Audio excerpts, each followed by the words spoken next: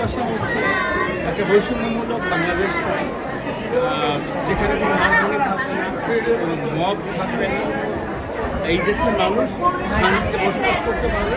বিশেষ করে যারা শিল্প চর্চা করেন, শিল্প সংস্কৃতির সঙ্গে সংশ্লিষ্ট, তারা যেন তাদের কাজটি ঠিকমতো করতে পারে, সেই ক্ষেত্রে যদি কোনো বাধা তৈরি না হয়।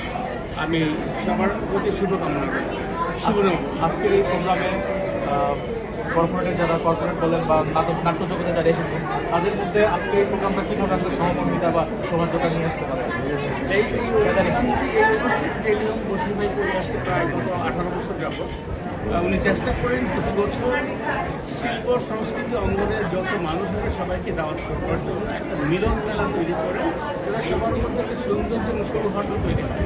সেই কাজটা উনি নিরলসভাবে করে দিয়েছে বহু বছর। তো আমার প্রত্যাশা উনি সবসময় এই কাজটি চালিয়ে যাচ্ছেন। আমার কাছে মনে হচ্ছে একটা সুন্দর একটি কাজ এবং একটা শুভ কাজ, যেখানে বছরের একটি মাত্র দিনে সবাই মিলে এক হতে পারে এবং আনন্দ উৎসবে দিনটি কাটাতে পারে।